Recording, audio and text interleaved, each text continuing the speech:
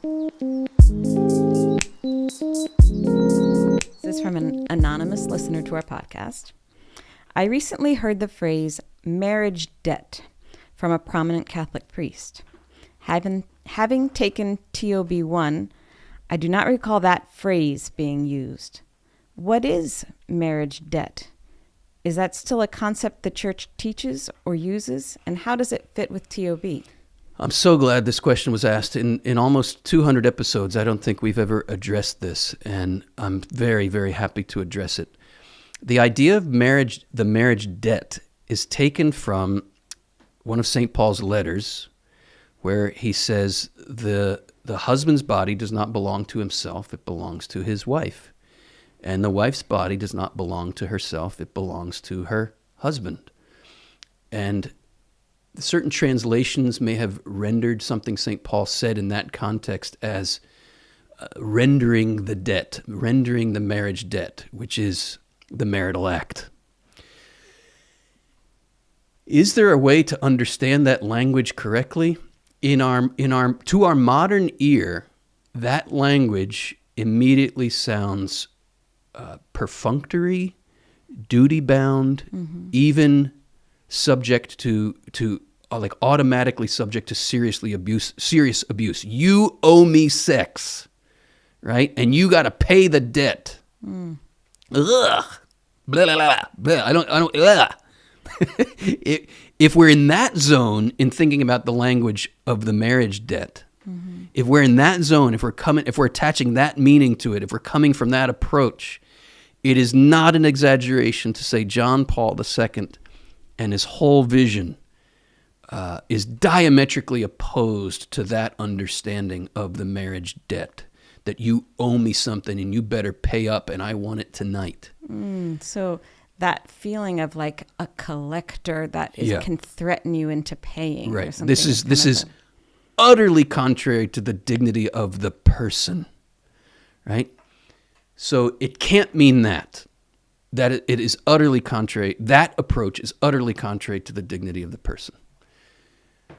But what could it mean? How can we understand that in a proper way? St. Paul says the husband's body does not belong to himself, it belongs to his wife. The wife's body does not belong to herself, it belongs to her husband. And spouses should not deny one another except for an occasion, he says.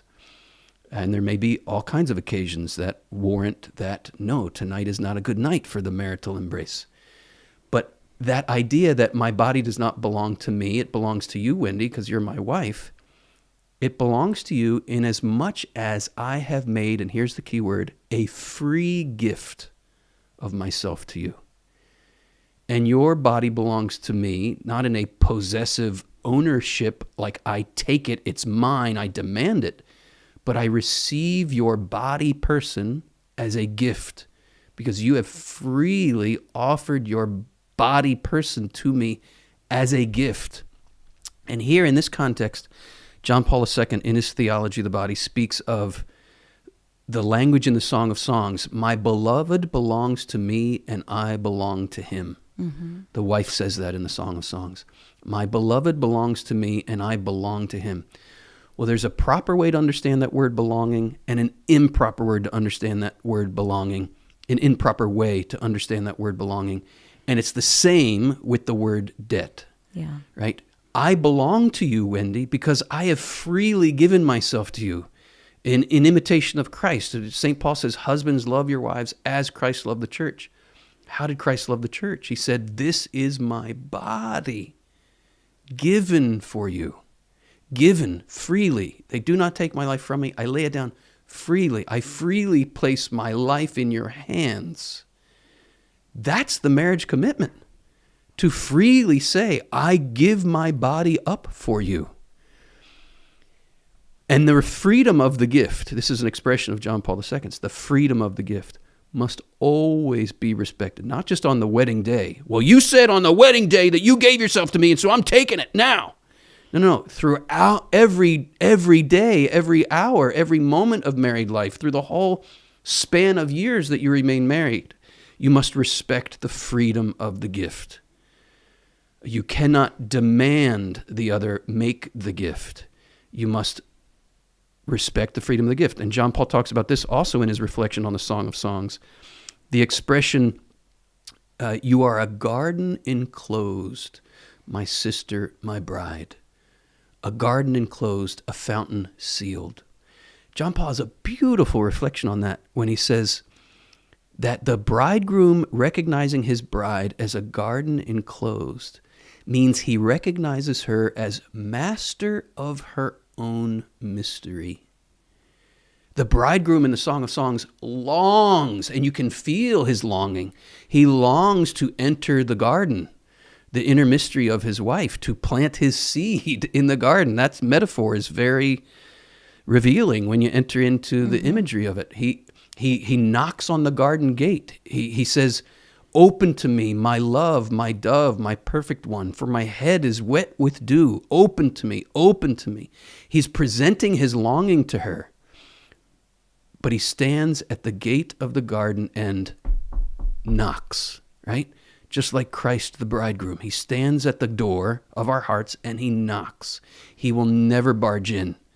If the bridegroom were to barge in through that garden gate or demand that the bride surrender the key, and if he in any way would fail to respect her as master of her own mystery, then we would have a violation of freedom. And we would have a distorted, corrupt understanding of possession, of belonging. Belonging is only in keeping with the dignity of the person, and the same can be said of the idea of the marriage debt.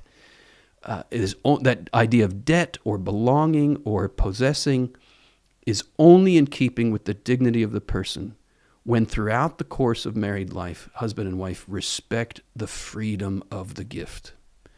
That's how John Paul II would put it.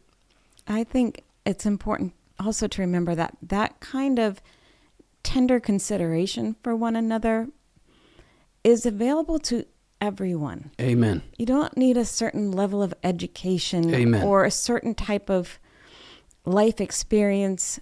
And you don't need to know how to articulate it or put it in words. You don't need to know these words at all. Right. That is simply a way of saying, here's the grace is given to you to love one another. You need to stay open to grace.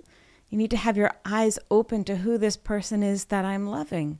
And that open eyes of the heart is really what this concept of marriage debt, I feel, is calling me to, is to both, just to be tuned into who you are as my husband and how I'm called to be a gift to you.